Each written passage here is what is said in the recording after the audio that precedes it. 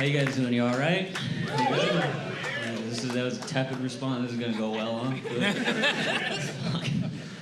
I've never been to San Francisco before, man. This is pretty cool. This is my first time even in California, to be honest. So I flew out here from New York, and when I was flying out, I was like, I'm getting pretty sick of these homeless people. It's gonna be a breath of fresh air. Not quite, huh? Just can't fucking escape them, man. God damn. Are they aggressive out here? Are they as aggressive as they are in New York? They're mean as hell in New York, dude. They're like a junkyard dog over there. I had a dude wake up on the subway to tell me to go fuck myself. He was just like, oh, go fuck yourself. And then he like went back to bed. I was like, I guess I deserve that for some reason. It's fucking cold here, man. What the hell? It's California. I didn't bring a coat. I fucking brought swim trunks. When I found out I was coming out here, I have a child's understanding of how geography works. I was like, oh, this is palm trees. It's gonna be warm. No. I didn't even bring a jacket. God damn. This is good, man. This is better than the show I did a couple weeks ago. I did a show for 2 people, Bumpy and Vito. And to be honest, it wasn't the worst show I've ever done in my life. Believe it or not, it wasn't the worst I've ever done. The worst was probably a cancer benefit when I was 19, but it wasn't the worst, man, because like after the show, Bumpy just threw $150 at me, and he was like, ask me how much I don't give a fuck about money. Like, oh, judging by your teeth, man, not a lot. And then he's like, after that, he's like, you need a driver? This is after he told me he just got a second DUI. He's like, you need a driver? And I'm like, no, man, I'm good. And he's like, you sure? And I'm like, yeah, dude, I'm positive. And he's like, because I got nothing going on. For a long time. And I was like, no, Bumpy, that's very sweet of you, but I don't need a driver. I was down in Kansas. I had a bunch of shows down in fucking Kansas. And when I was down there, there's not a goddamn thing to do down there. So I just stayed in my hotel the entire time and just watched documentaries. And I decided, I was like, I'm gonna watch the BTK killer documentary, you know, like one in Kansas. So I turned it on, and I learned, about the only thing I learned is that he used to like wear women's lingerie and like a woman's face mask and like tie himself up and take pictures of himself laying in holes and shit and then like jack off to it later. And that's how he was able to raise a family, I guess. Apparently that's how he stopped killing for 20 years. But like the only thing I could think when I was watching that was like, yeah, but you know there's gotta be bloopers, right? Like, he wasn't getting every shot, right? You know, like, he used one of them old wind-up cameras, so it was probably like fucking...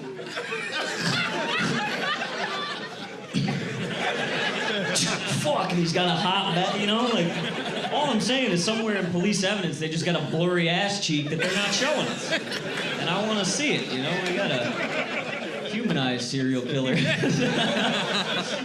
That's what we need to do. No, serial killers in general just sort of crack me up. You know, they just make me laugh. I don't know, it's one of the funniest things to me, honestly. Because they're like the ultimate proof that life doesn't really matter. You know, like everything in your life, every love, every joy, every triumph, every failure in your life could lead up to just one day a guy waking up being like, I feel like killing someone today. And you just happen to look like an uncle that molested him a while ago, so you're just fucking knees down in a wheat field with a gun to the back of your head, like, maybe I didn't need to go to college.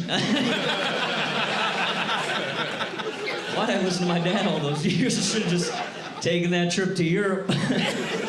But now it's too late, you know, because death comes for all of us, and sometimes he's wearing lingerie.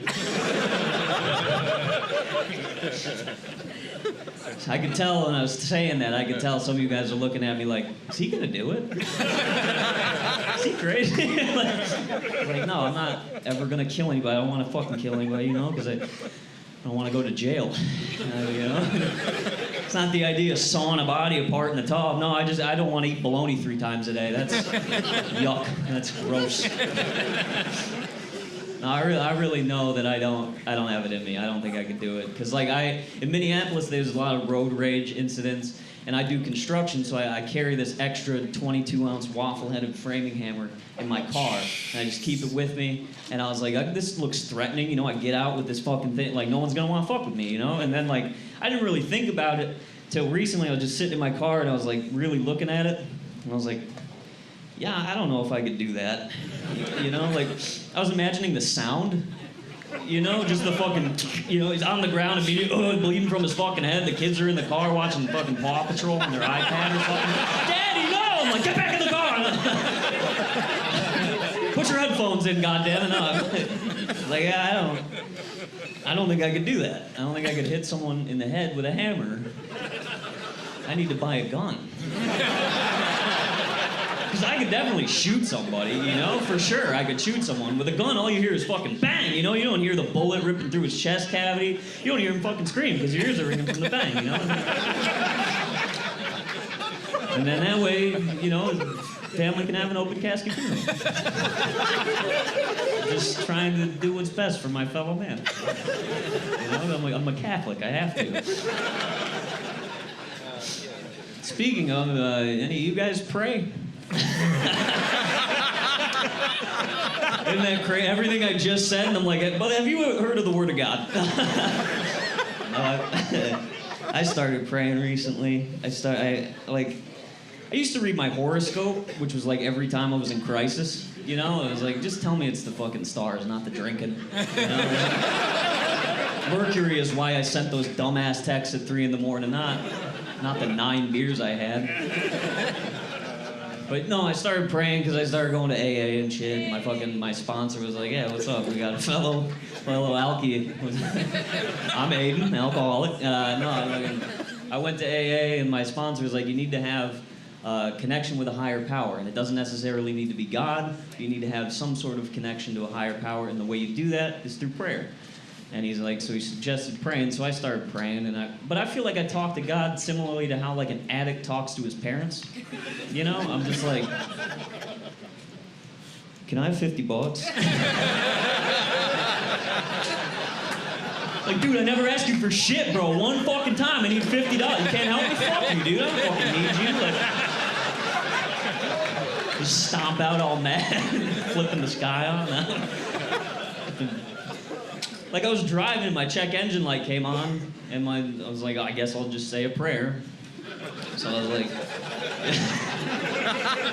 God, you know, there's a huge financial hardship for me. If you could just lift this weight from my shoulders, I'd greatly appreciate it. And I kept driving. 20 minutes later, it was still on, and I was like, dude, fuck God. I don't fucking need God, dude. What the fuck? My buddy Derek will fix it. I don't need fucking God. I got this shit on my own, bro. No, I did have to stop. I've been smoking a lot more weed recently. I smoked before this, you know, to try and like calm my nerves, you know, and it just made everything worse. Like, you ever been so high thinking scares you? So you just sit there like,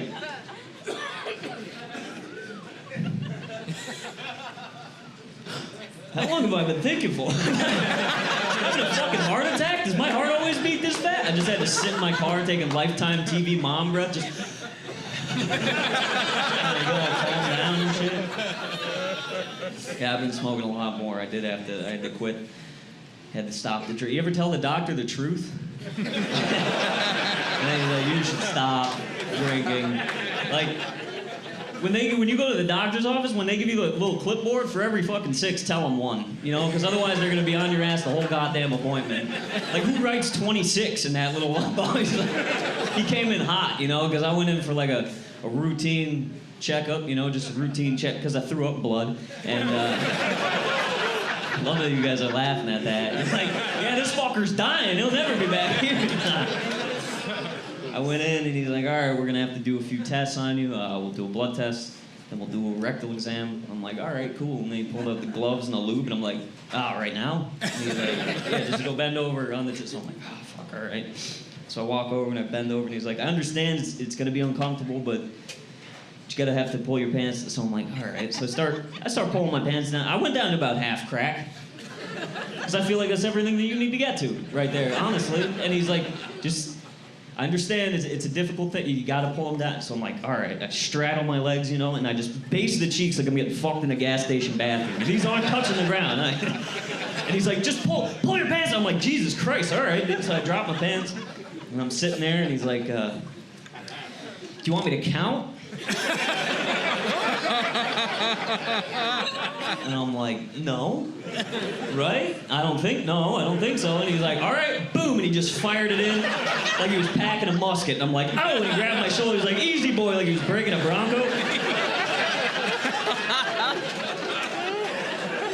And then he just threw a pile of napkins at me and walked out. So I'm just standing in this cold fluorescent room, just wiping jelly out of my ass. God, I should apologize to my ex, I don't know if I'm ever gonna shit right again, And then before I even got it all cleaned up, he pokes back and he's like, hey, good news, we think it's just a tear in your esophagus. Why? Well, it was the finger in the ass. I felt like a Boy Scout who found out the cock inspection badge wasn't real, Oh my God! Those fuckers got a class action lawsuit for it. I had to pay him $600 to do that to me. That's fucked up. And then he starts asking me about how much I'm drinking, and I told him. He's like, "That's a lot. Do you have anyone that you could talk to about this?" And I was like, "No, not really. I mean, everyone I grew up with drinks how I drink." And he looked at me all somber, and he's like, "Oh, I'm so sorry." And I'm like, yeah, I'm sorry you didn't grow up fucking cool, man. Why are you putting this on me, dude? And it's true, man. I grew up in a very small town in Wisconsin, so everybody does drink like I do back home, because when you can't do anything 9 months out of the year but fucking be inside, that's what you don't want to be near your wife, so you leave and she drinks at home and you drink away, It's just what you do.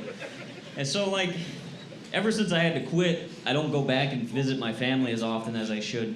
But when I go down, I take Minnesota, I take the interstate down. And I've been all over this country, and Minnesota has truly the funniest road sign I've ever seen in America. My favorite one. Taxi, $26. DUI, $10,000. Uh-oh. Uh-oh. That's fucking great if you can get a taxi where you live, Where I'm from, there's no taxi, no Uber. It was just assumed that between the hours of 10 and 2:30, there's gonna be a lot of drunk motherfuckers on the road. And no, I mean, to be honest with you guys, I didn't realize that drunk driving was a big deal. Until I moved to a city. I really had no idea, I'd go to parties and shit, and people would be like, ooh, I gotta get an Uber. And I'm like, why? You only had 6? Just roll the windows down, crank the music, and shut the fuck up. Just enjoy the ride. But then, you get the spirit Earnhardt in you, and you fucking bang it into a ditch. Now your name's on a decal, and some poor city worker's got a mower on your memorial every year, Just, oh, I know someone. That's it. But fucking all that snow melts back home, that's soggy teddy bear season, baby. Just a weathered cross and a soggy teddy bear. We miss you, Kyle. People are like, drunk driving's not cool. It's like, I'm not doing it to be cool. I'm doing it to get home.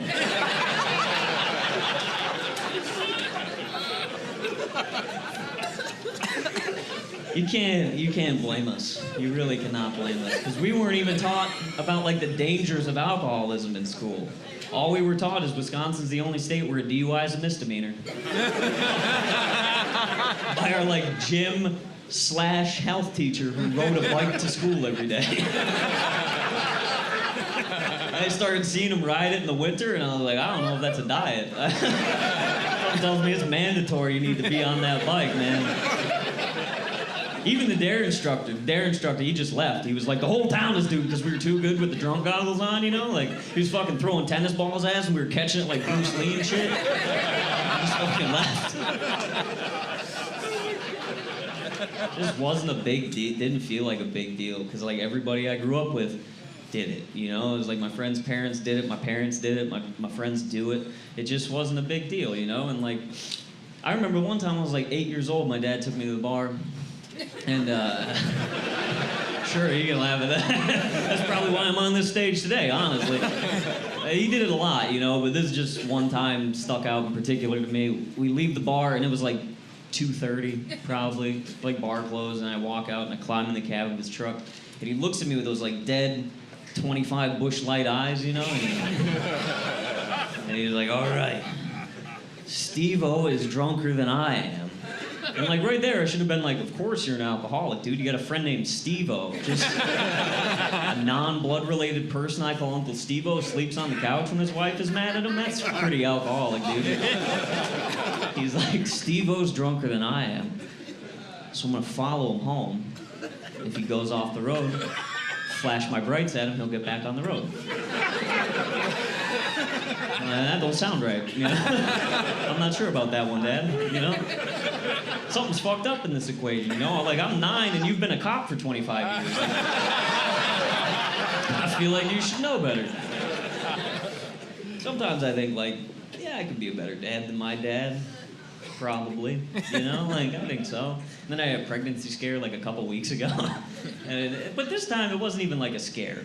You know, to be honest with you, it wasn't even, like, a scare. Because I was like, ah, fuck it, I'm ready to give up. Why not? I'm sick of wearing jeans, you know?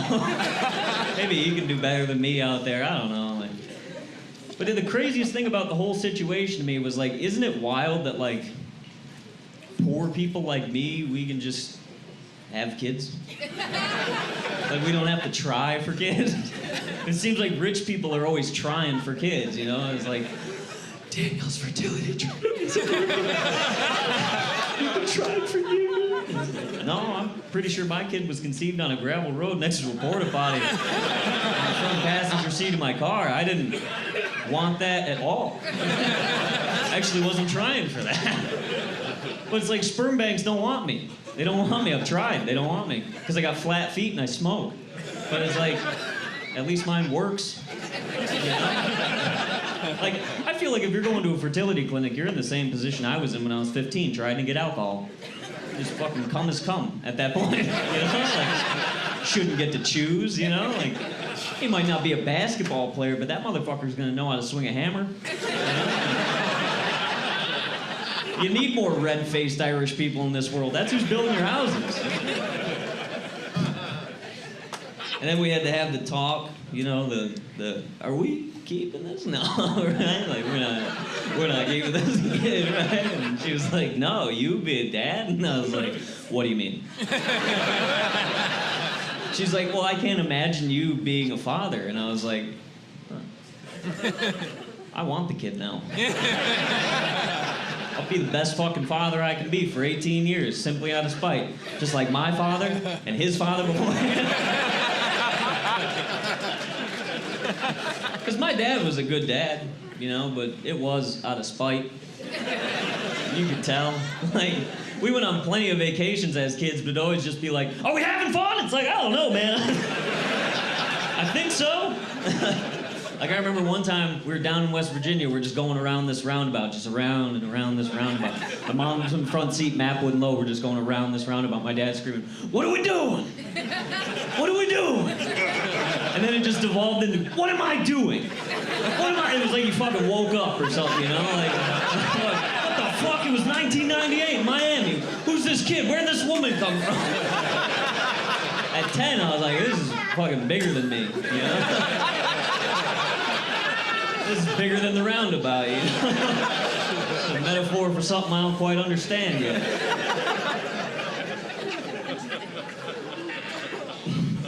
This has been a lot of fun, man. I had a great week here, man. This has been cool. I needed something like this, you know? Because, like, lately I've just been fucking pissed. I've just been, like, angry. I feel like I'm pissed because I'm not stupider, you know? Like, I want to be so stupid I don't have to do something like this at night to feel fulfilled. I wish I could just get done with work and be like, yeah, today was a good day. Just kick my feet up, eat a Hungry Man, pass out my recliner, you know? It's like, why couldn't I just get my GED and gone into a factory and died like everybody else back then? Why'd I have to have dreams? This is fucking stupid. And I'm just like, sick of work. Yeah, I'm just sick of work. Sick of getting to know my coworkers. Really what it is, to be honest, you know, because it's the same fucking thing every day, you know? It's like, oh, how was your weekend? Let me guess, Tom, you went musky fishing and didn't catch a fucking thing. Like last week and the week before that and the week before that. Wonder how you'd react if I hit you upside the head with this hot pot of coffee, because I'm starting to wonder if you're even a real fucking person in my life right now, dude. As far as I know, you just power down as soon as I leave. Have a good weekend, Aidan. And right back on Monday. Sun's out at the lake with my nephew. Shut the fuck up, Tom. I don't care. Tell me you're hitting your wife or something. I don't know, something different. I really gave it to Julie on Sundays. This is what I want to hear about 8 o'clock on a Sunday. Maybe Tom's got it right, though, you know. Tom has a hobby, you know. Musky fishing keeps his mind off of being nothing for a few hours, you know. Nothing like just casting a reel and forgetting your only purpose in life is just to occupy yourself until death. My favorite line in the whole set, you know. You guys are like, yeah, comedy. I'm like, none of it matters, though. Don't forget that. I just don't have anything I like to do, you know? And people tell me all the time, I think you'd be a lot happier if you had a hobby. I think you'd be a lot happier if you had a hobby. It's like, what do you want me to do? You know, my hobbies come in packs of 6, 12, and 30, okay? You want me to get into trains or something? I don't fucking know. Like, just drunk drive model trains around in my basement? Fucking conductor hat on sideways, choo-choo! You run the mayor over in that town. It don't matter, dude. You're God to them. They say when you drive drunk, you hold the highway hostage. Fuck, imagine getting to hold the whole town hostage. Might be kind of fun. I just so badly want to be dumb. So bad. Because, like, dumb people have more benefits to society than smart people. To tell you the truth, the older I get, the more I realize that, you know? Like, I don't know, does anyone here have anxiety? Like, I love that. Woo! It's just a naturally nervous disorder to get them to call themselves out. Get them, we got them. All your fears are real. I don't know. I don't know if you do the therapy or the pills or anything. You don't need that shit. You really don't. You just need a dumb buddy. Just a dumb friend, you know? Like, I keep a couple dumb buddies around. I picked up a dumb friend of mine the other day. He gets in my car. I'm like, what's up, dude? He's like, what's up, man? I was gonna wear shorts today, but then I wore pants. That was it. That was all he had to say. Not like some of your friends, they get in the car like, Florida's gonna be underwater in 5 years. They're like, no, he's gonna wear shorts. And then he wore pants. I can deal with that. Let's smoke weed and play frisbee golf, you know? And the thing is, he's not dumb. He's just not as smart as you or I, you know? But I love him. Because dumb people, they've got the best solutions for every problem, you know? Because they think of one. It's not like us where we're like, well, that can't work because of X, Y. No, he's like, I'm going to do this and it's going to work. Like, I got a speeding ticket. Got caught going 30 miles over the speed limit, 85 and a 55. And I get this ticket, and I don't know what I'm going to do. So I call my buddy. I'm like, dude, I don't know what the fuck I'm going to do. This ticket's like $500. They're going to revoke my... I don't know what the fuck. He's like, no, bro. Like, no. Just tell him you don't want to pay it. I'm like, what? He's like, yeah, bro. Just like tell him you're not going to pay it. That's what I do. It's like, that's not gonna fucking work. He's like, bro, you gotta trust me. I'm like, whatever, dude. I hang up. I log into the Zoom meeting the next day. The judge is like, look, you got an out-of-state license. You're going 30 over. The ticket's gonna be $500. I'm gonna have to revoke your license. And I go, I'm not gonna pay that. He like tilts his head. He's like, excuse me? My fucking heart's beating on my chest. I go, I don't want to pay that. He's like, he looks down at his paperwork and he pages through it for a little while. And then he looks back up and he's like, all right, I can knock $200 off, extend the fee 2 months, and I won't revoke your license. Is that okay? I was like, that's more than okay. I can't believe that fucking worked, to be honest. I get off the Zoom call, I call my buddy, I'm like, dude, he's like, bro, I told you. I'm like, they didn't even revoke my license. He's like, hell yeah, man, you want to smoke weed and play frisbee? I'm like, fuck yeah, man. Are you gonna wear pants or shorts? Thank you guys. I'm Aidan McCluskey.